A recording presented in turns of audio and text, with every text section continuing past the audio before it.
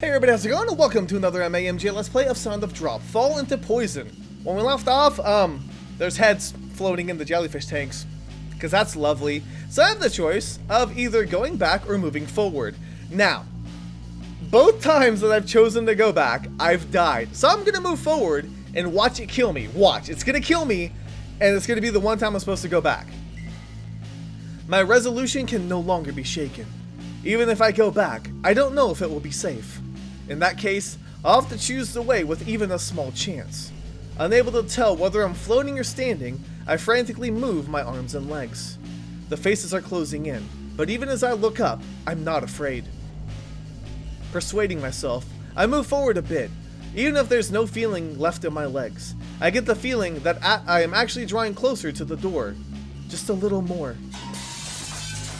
Oh. Suddenly, a loud sound interrupts my movements. That sound is familiar to me. It's a sound I've heard in this jellyfish booth before. The sound of glass breaking resonates from behind me. Still, I won't give up. I refuse to turn around. If I were to see something bad right now, this time my heart may really break. In that case, it may be better for me not to know. On the heels of that thought, various voices, all laughing and crying, begin to resonate behind me. They're probably voices of those faces floating in the blood. The voices steadily draw near, finally closing in on me. Fish with human faces? They say that fish with human faces swim about. It reminds me of an urban legend Himiko talked about. However, I don't have time to be in shock over a rumor being true. I won't falter. Human faces and shards of glass are passing by the edge of my field of vision. Occasionally, they touch my cheek or forehead, but I move forward. I drift as I move along, grabbing the door with a clack. I encourage myself out loud so I don't lose focus. I have no idea what lies ahead. Gah! Almost at the same time I pull the door, I begin to feel a heavy pressure against my back. It's heavy. Why? I can guess what has happened. Surely the fists are stopping me from moving on. The feeling of having my clothes pulled on is proof of that. I never thought fish could be this strong. I'm going, so... I bite down on my lip and try to move forward. The harder I try to move forward, the stronger the fish's resistance becomes. Himeno's suffering even more. I shut my eyes and grind my back molars, then hurl myself at the door. The door flies open and I fall to the ground.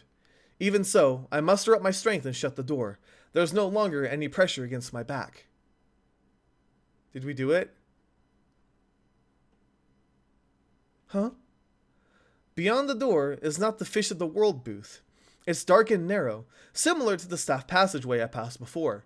Turning about and looking around, I realized that this is a passageway after all. So the jellyfish booth had at least 3 doors. The one I initially came through, the one that leads to the entrance, and this door that connects to the staff-only passage. A closer inspection shows me that the wall is made of one-way glass. It's been created using something stronger than acrylic fiber. There's water in the space between, serving as a border between the booth and the other side. Like a magic mirror, it's made so that customers cannot see the staff members moving about. I think we're okay. I think we did it! Yay! Okay, from here I can see the Fish of the World booth. Somehow, this place feels safer when compared to the jellyfish booth. It's very different from the first time I visited, with the offensive smell being completely gone. Inside, I can see familiar silhouettes. That's 2 females. One is an adult and the other is a girl. The visibility is a bit dicey, making it hard to tell, but that looks like the girl from earlier and... Saginuma Reiko-san. The female aquarium employee, the heartless one, who said Himeno couldn't be saved. The 2 of them are in front of the tank I'm looking at. The fact that they haven't realized I'm there must mean this really is something of a one-way mirror. Both of them are facing each other, their expressions grim. The sound is cut off by all the layers, but I can tell they're arguing over something. At that moment, the girl raises her right hand to Saginuma-san and follows it through with all of her might. She slaps her with such vigor that it surely resonates with a loud, dry smacking sound. Saginuma-san rubs her left cheek and grins widely. Seeing Saginuma-san grin with such composure after being struck gives me chills. The girl only deepens the crease in her brow. At this rate, things will only intensify if I realize... I realize I have to stop them. No, I don't think we will. I think they'll be okay. They can't even see us. Observe it. No, I don't want to get pulled into this. I reconsider my decision. The girl said it strongly herself, that she wanted to be alone. Surely she would hate it if I intervene. Why is my nose itchy? Okay, if things escalate, it's a different story, but for now I decide to watch over their actions. Their quarrel continues, the girl using hand gestures to get Saginuma-san's attention. In contrast, she only merely looks down at the girl. From my perspective as an outsider, it doesn't look like she's even paying attention. What could have happened? What in the world could have happened to bring them to such a climax? Though I have many questions, it's unlikely that I'll get any answers. A sad expression appears on the girl's face for a moment, then she looks away from Saginuma-san. At almost the same time, the composure leaves Saginuma-san's face. She creases her brow and opens her eyes wide, her nose twitching. Something has touched a nerve, getting her attention. Even without sound, that much is clear to me. Huh? Wait! Without thinking about it, I pound on the wall. However, this doesn't cause so much of a ripple, leaving me cut off from the two of them. This time, Saginuma-san hits the girl. Then she immediately grabs the nape of the girl's neck and throws her into the wall of the tank. There's no sign of the impact. Oh god! Holy crap! No! Having hit the back of her head on the tank, the girl falters and Saginuma-san flips her body over, grabbing the back of her collar. The girl's face is turned in my direction, and I realize that she has fainted. She's unconscious! A horrible premonition runs through me. With the girl's chest pressed against the wall of the tank, Saginuma-san grabs the back of her head and smashes it into the tank wall, over and over again. I can't see Saginuma's face, as it's bathed in light from behind and has become a silhouette. The only thing I can see are her lips, which dangle in the shape of an anchor. No, at this rate she'll die. Without thinking, I scream. I have to help her! I can't stay quiet any longer. At any rate, I pound on the wall before me. Come on, please, let it go through! However, no matter how many times I strike it, Saginuma-san does not look this way, as if the sound isn't going through. Since the sound from the other side isn't coming through, then the sound from my side shouldn't go through either. It figures, I have no choice but to get out there. I grope about, trying to find a crack on either side of the wall. From top to bottom, right to left, I go along the outer side of the tank and look to see if there's a way to get in from below. A handle of some sort would be great, or anything that could serve as a starting point. There's nothing. Nothing! I still can't find any way whatsoever to get to the other side. Panicking over what I should do, I frankly search for the door. During that moment, the girl continues to have her forehead bashed against the tank right in front of my eyes. A gash is torn wide across her forehead, her blood clinging to the tank with each hit. The blood sticking to the tank makes a red line as if someone tried to wipe a brush across it. That one line of blood quickly becomes two, then two merge together into one large flow of blood. No! Her eyes are white and wide open. The blood from the girl's forehead is making them seem bright red. From those eyes, I can sense no signs of life. Saginuma's Reiko's lips are, of course, smiling. Stop this! Unable to stand anymore, I scream. However, it is pointless. I'm merely echoing back through the passageway I'm in. Stop this already! No movement is left in the girl, save for the shaking of her eyeballs. Not just blood from her forehead, but as her entire body goes limp, fluids from all over leak out. Huh? As the life fades from the girl, I see a small movement from her lips. I mimic that movement with my own mouth. The truth of the deep sea. As these words are unvoiced, I have no idea whether or not that's what she really said. However, to me, that's what it seemed like the girl was saying. Saginuma Reiko tosses the girl. She flops over as she hits the floor, having been reduced to a mere object. My mind goes blank, and I sit down. I couldn't save her. She was right in front of me, at a distance short enough that I could have touched her by reaching out my hand, but I couldn't save her, or do anything to help. Just in case, Saginuma Reiko kicks the girl over. Her heel strikes the hard floor, and that which the girl's head was flops over. Just like that, she leaves the fish of the world booth behind. Whoa! At that moment, I see bright red. Without a moment's pause, the girl's corpse loses all traces of life. It decomposes and goes beyond that to completely dried out.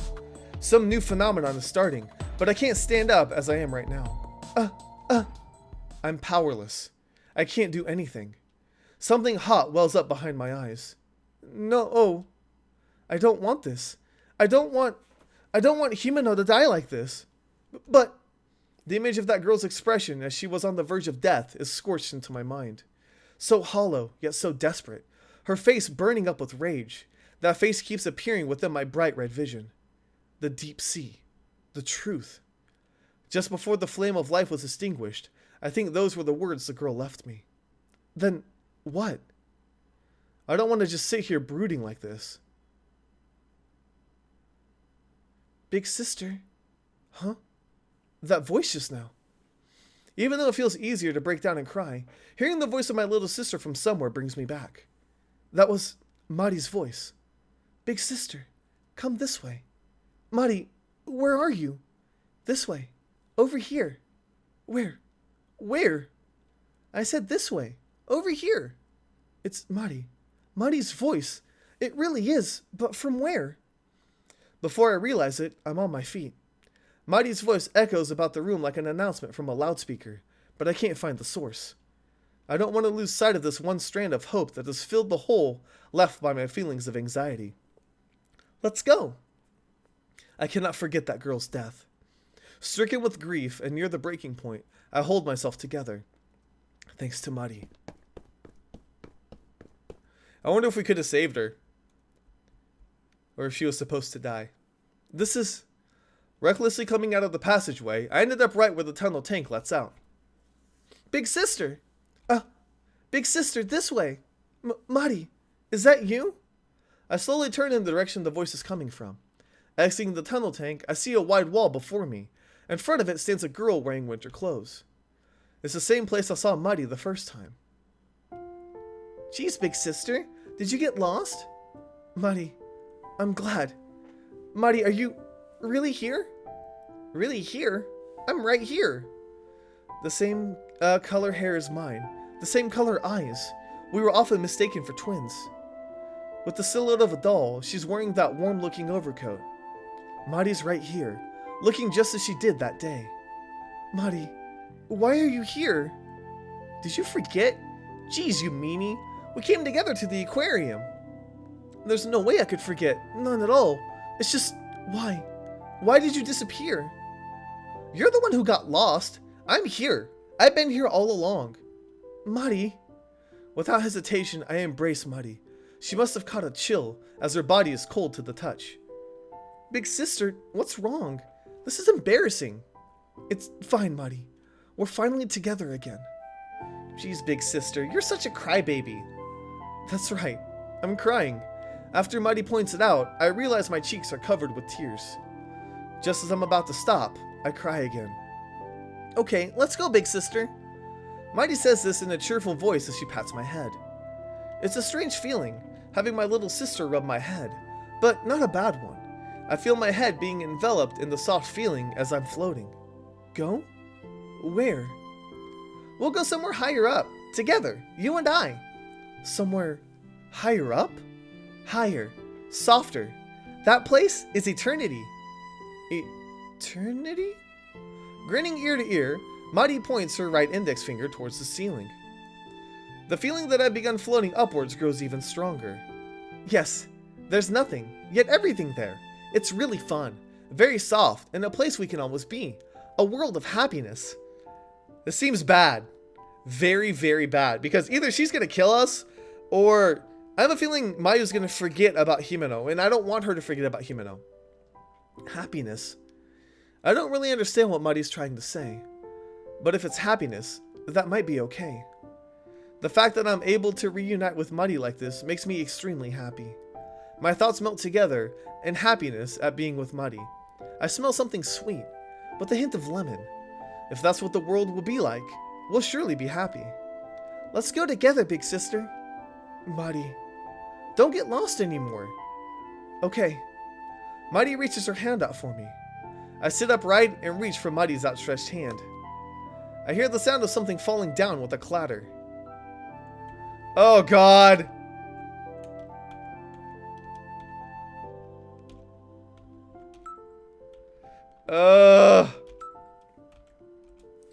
Okay. I'm not gonna take her hand. I'm not gonna do it. She's doing something to us. Like, I know it. There's no way she's here. It doesn't make any sense. It's too convenient. Drawn to the sound, I look down at my feet. The keychain with the droplet and the starfish. That precious memory for Mari and I. That unstable bridge connecting Himeno and I. This keychain has a sticker with a picture printed on it attached to the back, so it probably isn't Mari's, but it has the same shape. Sorry, Mari. I've been regretting not trading you the jellyfish keychain this whole time. I got hung up on something so petty, so...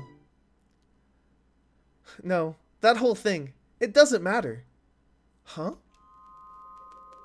At Mari's words, I withdraw the hand I hold out to her. Just now, Mari said it doesn't matter. Not don't worry about it, or it's not important. She declared it nonchalantly, with that smile she always wears. My heart resounds with a loud thump. At that moment, Himeno's words float through my mind.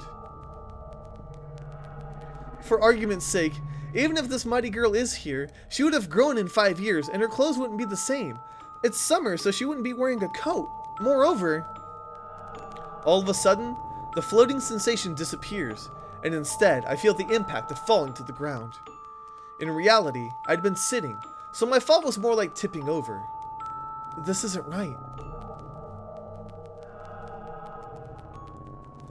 This isn't right? What's wrong, big sister? Come on, let's go. Oh god. What are you trying to do to me?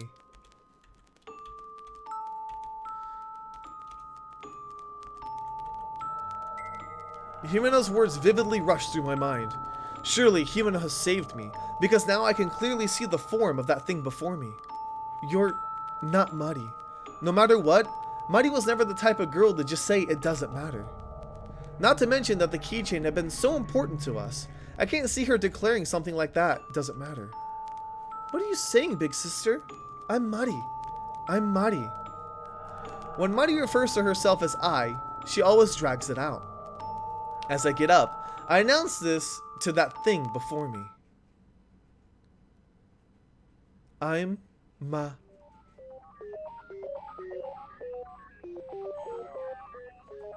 What are you?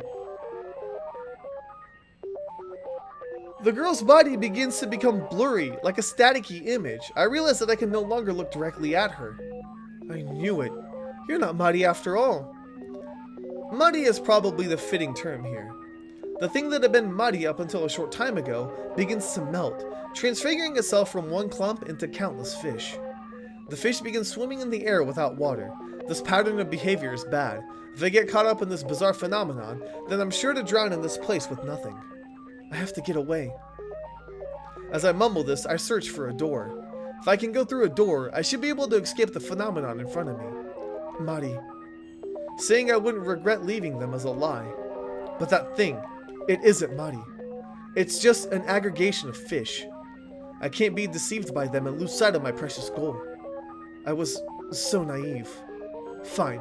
Even so, it's fine. It happened somehow. If I have time to get down about it, then I just need to not let it happen next time. I will save her, no matter what. Finding a door as I run away, I throw it open with great force. Whew! Alright, we're okay. We're alive! I actually didn't fall into any of the traps. Did I? I don't think I did, no, because I survived the head people. And yeah, so we're good. So far, so good.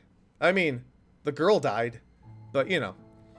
I think that was something that happened a while ago. About a year ago. It was something that happened in the summer, during a break, when I was looking over my notes for a quiz or something. Hey you, keep this in mind. What? A girl from my class suddenly came to my seat, kicking my desk as she yelled at me. She was unexpectedly strong, the notes and stationery on my desk scattering about. She was like a leader in our class, a part of the largest group. Having almost never spoken to her, I had no memory of ever making her mad. Unable to get mad, I was merely bewildered. Then Himeno showed up, with her face downcast, and picked up my stationery. Sorry, it's my fault. Your fault? A girl from that group invited me to round 1 on this Sunday, but I turned her down. That was the day Himeno and I had made plans to go to the movies. Indeed, I was able more or less to understand what had happened. When she asked me why, I told her I already had plans with you. Of course, I hesitated to tell her that, but she was persistent. But you could have gone. That girl's group was big. If there was an event or something, basically the whole class went along with them. But it wasn't strictly a good thing. Their group pride was as great as their group mentality. The girl that had come over a few minutes earlier was particularly striking. Like I'd go, Mayu, you should know you take priority. But if you turn them down, they won't invite you anymore, will they? If their pride was really that high, then that's how it would be. I had heard that. Except for that girl as the leader and the 2 others. People were regularly being brought in and thrown out of the group. It wasn't something I cared to hear about, but the bad things the girls who had been kicked out said regularly found their way into my ear. Yeah, I won't be invited anymore, for sure. What? But that means... I saw it as a disadvantage for Himeno, who loved going to events. Like, she could have had an advantage getting elected to executive committees for things like Culture Festival or the Sports Festival, or getting votes for a program or something. It may sound like a discussion of politics, but ever since reaching junior high, things have had this kind of mysterious flow to them. Anyway, I was the one who turned her down. It's not some form of discrimination, I just didn't like them from the start. As she readily declared this, there wasn't a hint of doubt in Himeno's face. This kind of thing happened several more times until now.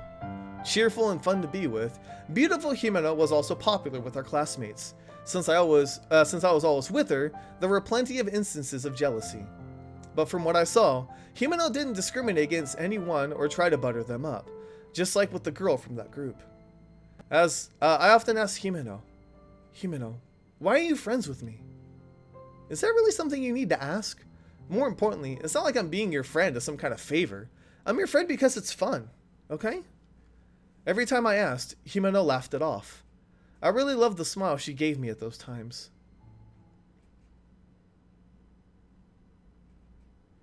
Why are we having a flashback of Himeno?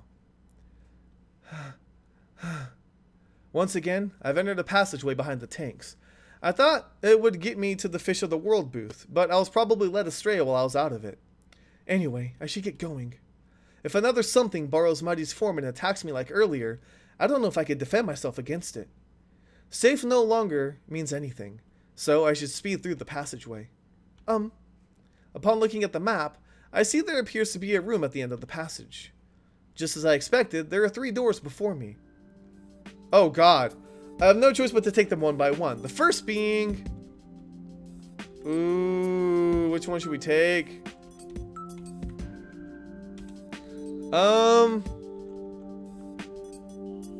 The director's office? This is the director's office. I mumble while looking up at the words written on the sign above the door.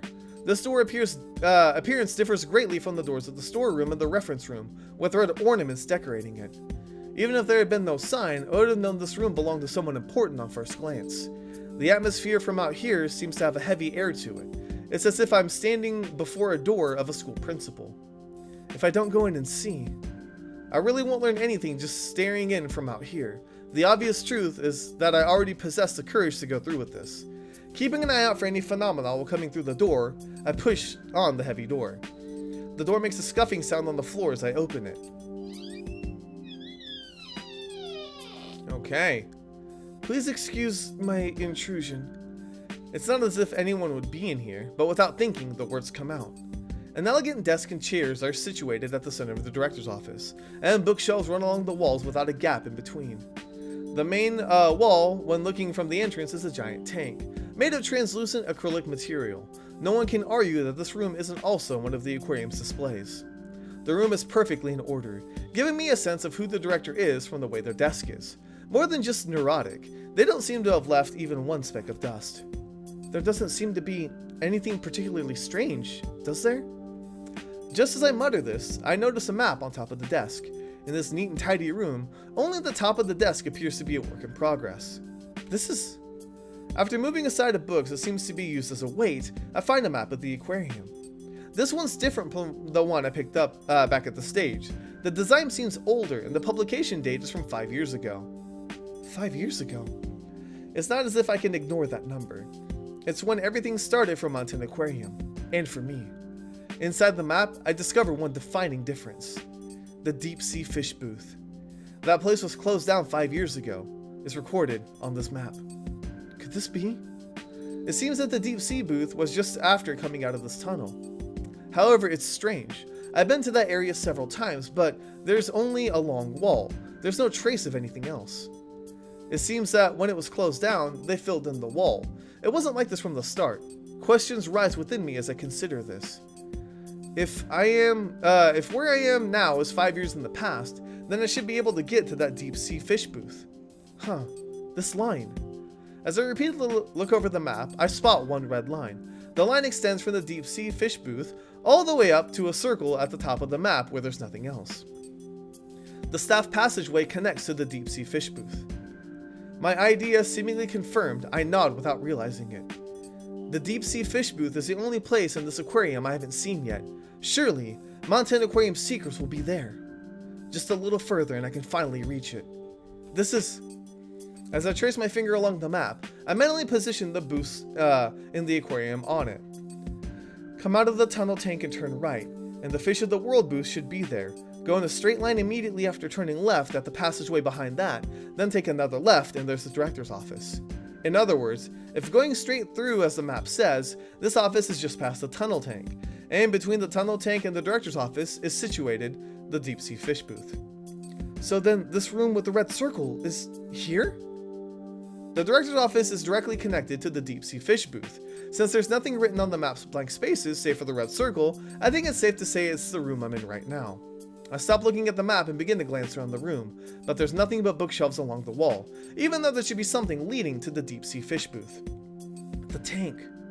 Looking at the tank on the interior of the room, I mutter, surely, there must be something within the tank. I can't swim through the tank and reach the deep sea fish booth. I'll have to look around the room again more thoroughly. Just as I was about to look around the room, I spot a picture frame on the desk. It's of two people standing side by side, but it's probably been stretched from its original resolution, making it hard to clearly distinguish the faces. However, they are familiar. As I'm exploring the desk, I discover something of a metal frame below it, about 50 centimeters all around. The parts and materials on the inside are different. On one side of it, I found a collapsible handle. I put my hand on the thing that looks like a handle with the intent to pull it out. Stop! Huh? Without thinking, I look over my shoulder for the voice that seems to come from nowhere. That was just my imagination, right? Even if not just my imagination, it wouldn't be the first time here at Mountain Aquarium. As if mocking me to try to find an explanation for it, the voice continues even louder with, "Stop it!" I have to ignore it. If I want to get away from this voice, I have to keep going. I shut my eyes and pull harder. At the same time, the ground trembles with a clatter. I can hear the sound of the room creaking. I open my eyes and look at one of the legs of the desk. It's shaking. An earthquake? In a normal earthquake, I would just stay under the desk, but right now I chose not to. I poke my head out to check on the rest of the room. The bookshelves, everything on the top desk, even the water in the tank is shaking. I prepare myself for the possibility of the tank rupturing, but it's a needless worry. I become aware of one strange fact. The shaking isn't a natural phenomenon, because the place where I am standing isn't shaking at all. Leave! As the voice echoes, the shaking of the furniture grows stronger. Still, that's the only thing. Leave now! The frequency of the voice echoing from out of nowhere is steadily increasing as well. I can't leave yet. Leave! I don't know if my words are getting through. As if in agreement, the vibration of the furniture grows more violent as the mysterious voice's strength increases. I will leave. I'm leaving, but I'll only leave with Himeno. Instinctively, I give my voice to my determination. I have no choice but to move on. I sit down once again and reach for the handle under the desk. Kya! At that moment, my body is suddenly flipped backwards. It's not that I tumbled on my own, but it felt more like I was pulled back by an invisible hand. I won't give up. I won't give up. Leave, leave, leave. No, I won't. Once more, my face is pushed close to the floor. My vision is concentrated on the small handle. My hand could easily reach it, but... Kya! My body is once again knocked back by this unknown force. It doesn't matter how many times It doesn't matter how many bad experiences I've had up to this point. Surely, with just one more step, I can reach this unknown territory. What if there's nothing there? No, there has to be. This force trying to stop me is proof of that. Even if there's nothing there, I will leave here together with Himeno.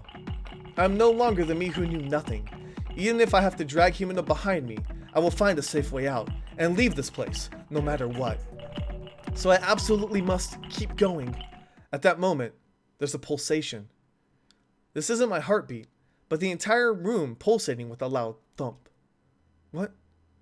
Is something else happening now? I'm sure it is, but we're gonna have to leave for next time because I am all out of time for this episode. Good lord, things are getting interesting. I wonder what's gonna happen. I feel like the room is like descending, but why would it do that? It doesn't make any sense because you're in a skyscraper. So the room can't be moving, so I don't know what's happening. But we'll find out in the next episode. So for now, thank you guys so much for watching. Let me know if you enjoyed. I'll see you guys on the next MAMJ. Okay. What's gonna happen? Are we gonna die? Go around or run straight through? Straight through. We gotta go straight through. Got it. I have no time for doubt. I run for it through the rain from the sprinklers. Gah! I try to run without looking at my feet. Sensation of squishing the slippery meat continues. The liquid that gets scattered about with the squirting sensation is washed off in the rain. Just 3 steps. That's just a moment. Oh, thank God. I was like, if you slip, girl, seriously, stop. She falls like all the time.